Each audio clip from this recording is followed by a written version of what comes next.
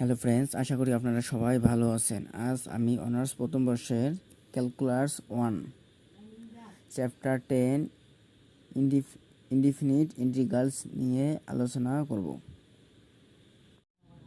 যে সকল math very important সেগুলো ম্যাথ আমি সলভ করার চেষ্টা করব।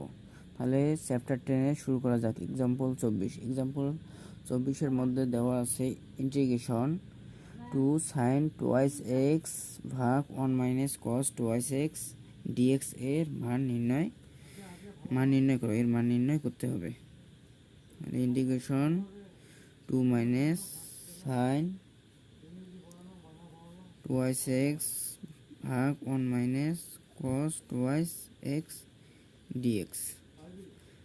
তাহলে ইন্টিগ্রেশন 2 মাইনাস, তাহলে আমরা জানি কি সাইন টুয়াইস এক্স ত্রিকোণমিতিক। সাইন টুয়াইস এক্স একটা সূত্র জানি।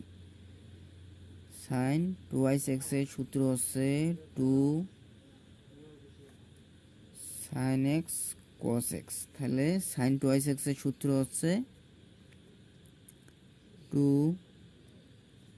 সাইন এক্স কস এক্স ভাগ 1 মাইনাস কস এর সূত্র হচ্ছে 2 sine square x equal 1 minus cos twice x. তাহলে 1 minus cos twice x equal 2 sine square x. তাহলে 2 সাইন স্কোয়ার সূত্র হচ্ছে 1 মাইনাস কস টুয়াইস এক্স। তাহলে 1 মাইনাস কস টুয়াইস এর সূত্র হচ্ছে 2 সাইন স্কোয়ার এক্স ডিএক্স। এটাকে আমরা ডিফারেন্সিয়েশন করব। তাহলে এখন আমরা কি করব? এখন আলাদা করব। ইন্টিগ্রেশন 2 ভাগ 2 sine square x dx minus integration 2 sine x cos x ভাগ 2 সাইন স্কোয়ার এক্স ডিএক্স। তাহলে এখানে আমরা কি করলাম? দুটাকে আলাদা করলাম। দুইটাকে আলাদা করে এভাবে লেখা যায়। ইন্টিগ্রেশন 2 ভাগ 2 সাইন স্কোয়ার এক্স এই minus integration 2 sine x cos x ভাগ 2 সাইন স্কোয়ার এক্স ডিএক্স। এভাবে আলাদা করলাম। তারপরে এখানে এই টু কাটা যায়, এই টু কাটা যায়। আমরা জানি সাইন স্কোয়ার এক্স ইকুয়াল 1 ভাগ কোসেক স্কোয়ার এক্স, 1 ভাগ কোসেক স্কোয়ার এক্স। তাহলে 1 ভাগ কোসেক বা লেখা যায় কোসেক স্কোয়ার এক্স ইকুয়াল লেখা যায় 1 ভাগ সাইন স্কোয়ার এক্স। তাহলে 1 ভাগ sine square x equal cosec square x লেখা যায়। Cosec square x dx minus এই টু কাটা যায়। এখান থেকে একটা সাইন কাটা যায়। সাইন কাটা গেলে আর একটা সাইন থাকে। তাহলে এখানে কস এক্স ভাগ সাইন এক্স ডিএক্স হয়। বা এখানে integration cosec square x dx এর সূত্র হচ্ছে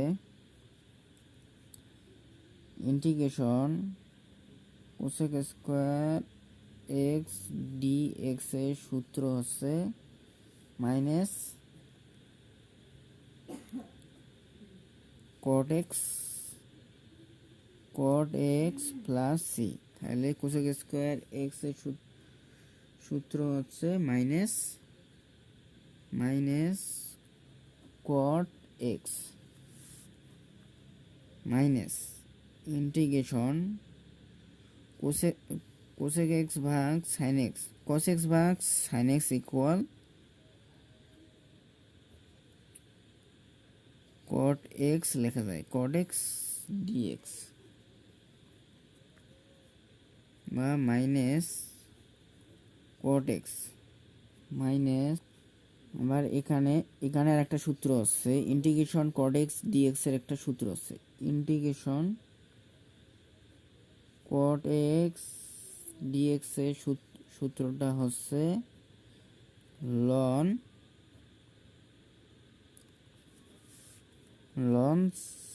sin x প্লাস c। তাহলে ইন্টিগ্রেশন cot x dx এর সূত্রটা হচ্ছে ln sin x plus c। তাহলে ইন্টিগ্রেশন cot x সূত্র হচ্ছে ln cot x কে ডিফারেন্সিয়েশন করলে হয় ln sin x plus c এখানে ধ্রুবক, এটা হচ্ছে অ্যান্সার। এক্সাম্পল 25, চ্যাপ্টার 10 এর এক্সাম্পল 25। এক্সাম্পল 25 এর মধ্যে দেওয়া আছে ইন্টিগ্রেশন dx ভাগ a cos x plus b sin x এর মান নির্ণয় করো। তাহলে ইন্টিগ্রেশন dx ভাগ a cos x plus b sin x এর মান নির্ণয় করতে হবে। তাহলে এখানে একটু ধরি কাজ করতে হবে। ধরি a equal r cos theta, b equal ধরি r sin theta. a equal r cos theta, এখন b equal r sin theta ধরি আমরা কাজ করব। তাহলে এটাকে এখানে আরও একটু কাজ আছে। সুতরাং a square plus b square equal r square cos square theta plus r square sin square theta, বা এখান থেকে আর স্কোয়ার কমন নিলে cos square theta plus sin square theta. তাহলে আমরা জানি sin square theta plus cos square থিটার মান 1, r square equal r square into 1। তাহলে সুতরাং এখান থেকে আমরা আর এর মান বের করব। সুতরাং আর ইকুয়াল রুট ওভার স্কোয়ারটা এই পাশে হয়ে গেলে রুট হয়ে যায়, root over square plus B square. তাহলে এখন আমরা এখানে মান বসে দেই। ইন্টিগ্রেশন dx ভাগ এর মান হয়েছে R cos theta cos x plus R sin theta sin x, বা ইন্টিগ্রেশন dx ভাগ এখান থেকে আর কমন নিলে cos x cos থিটা plus sin x sin theta, বা যেহেতু এ আর হচ্ছে একটা ধ্রুব সংখ্যাকে ইন্টিগ্রেশন করা যায় না, সেই জন্য আমরা একে ইন্টিগ্রেশনের বাইরে নিয়ে যাব। তাহলে এখানে আরটা ভাগ অবস্থায় আছে, সেই জন্য এখানে লেখা যায় 1 ভাগ আর ইন্টিগ্রেশন dx ভাগ cos x cos থিটা plus sin x sin theta, বা 1 ভাগ আর ইন্টিগ্রেশন। এখানে আমরা একটা সূত্র জানি, cos x cos থিটা plus sin x sin theta. sin থিটাকে লেখা যায় cos x minus theta, dx ভাগ cos x minus theta.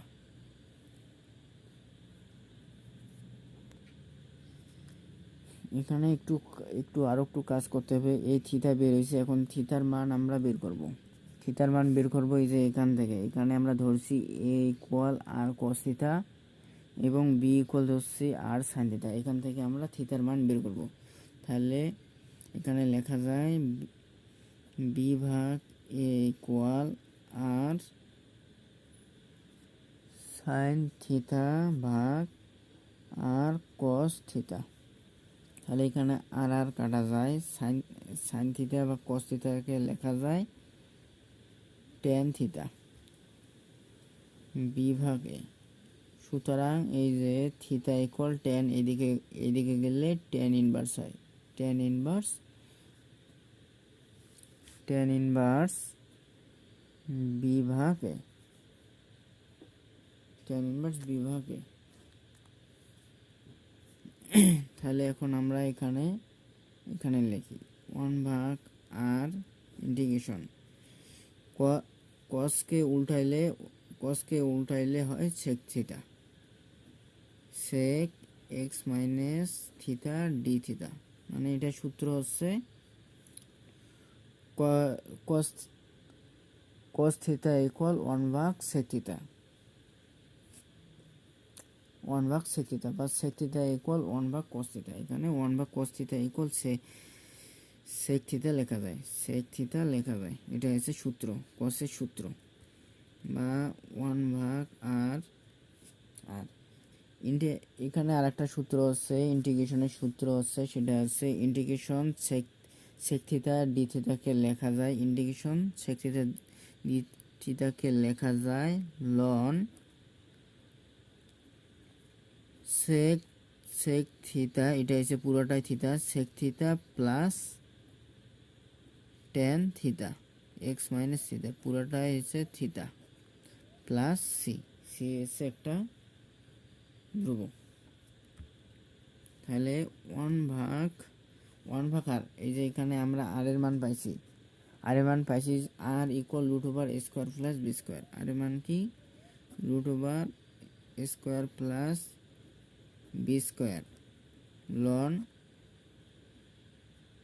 Loan sec x minus থিটার মান পাইছি আমরা, theta equal tan inverse B ভাগে। তাহলে থিটার মান বসে দেই, টেন ইনভার্স বি ভাগ এ প্লাস টেন এক্স মাইনাস থিটার মান আমরা পাইছি টেন ইনভার্স বি ভাগ এ। এখানে দ্বিতীয় বন্ধনী দিলে ভালো হবে, দ্বিতীয় বন্ধনী প্লাস সি, এটা হচ্ছে অ্যান্সার।